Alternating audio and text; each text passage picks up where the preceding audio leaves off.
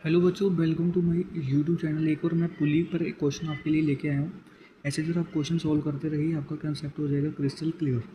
So question है, हमें एक दिया गया है ट्रायंगुलर। इसमें हमने क्या किया है, एक मास के साथ हमने टू ब्लॉक को क्या किया है, टाइट किया हुआ है। मास एक का M1 है, एक का M2 है। इसमें हमें एंगल दिया गया है alpha and beta. So in this question I have to find the acceleration. और इस वहाँ से टाइप किया गया, वहाँ उसका मास दिया गया है M और रेडियस दी गई है इस स्ट्रिंग की R। So in this question हमें एक्सीलरेशन फाइंड करनी है। सो हम पहले क्या करेंगे, इसकी डायग्राम को कंप्लीट करेंगे।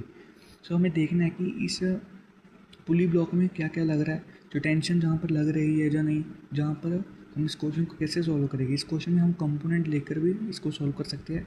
सो फर्स्ट हमें टेंशन देखनी है कि इस ब्लॉक में टेंशन कहाँ लग रही है। तो टेंशन हमें पता है जहाँ पर स्ट्रिंग पे लगेगी।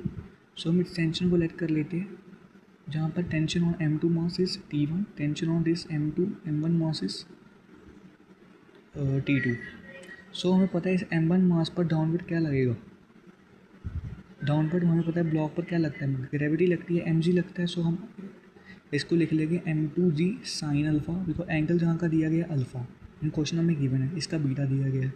M2 का हो जाएगा M2g साइन बीटा, नीचे लगेगी gravity mg, M2g sine beta. Beta हमें एंगल दिया गया है क्वेश्चन में। सो एक्सीलरेशन कैसे फाइंड करनी है, एक्सीलरेशन फॉर्मूला हमें पता है, force by total mass. So force कितनी लगेगी, फोर्स हमें पहले टेंशन के बराबर लगेगी। Tension is equal to force, tension is equal to mg। Tension ही है वो बैलेंस कर रहा है इस ब्लॉक के नीचे वाले ग्रेविटी को, M2g sine alpha and M2g sine beta. So हम फोर्स को लिख सकते हैं M2g साइन बीटा। उसमें से हम क्या कर देंगे, इस मास को इस मास के साथ सब्ट्रैक्ट कर देंगे, M1g साइन अल्फा।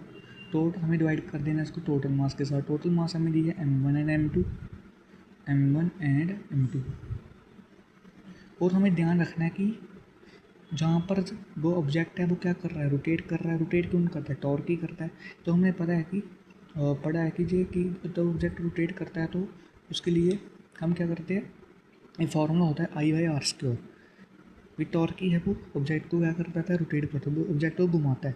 तो ऑब्जेक्ट इस तरफ घूम रहा है तो जहाँ पर क्या लग रही है, टॉर्क। ऑब्जेक्ट इस तरफ घूमता है, यहाँ पर क्या लगती है, टॉर्क। सो I/R²।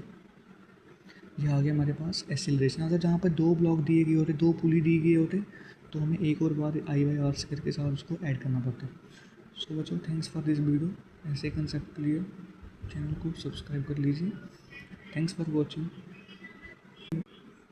अगर क्वेश्चन में पूछा जाता है कि टेंशन फाइंड करनी है, सो हम दोनों की इक्वेशन बना के टेंशन भी फाइंड कर सकते हैं। तो अगली वीडियो में हम बताएंगे कि टेंशन कैसे फाइंड करनी है स्ट्रिंग में बाई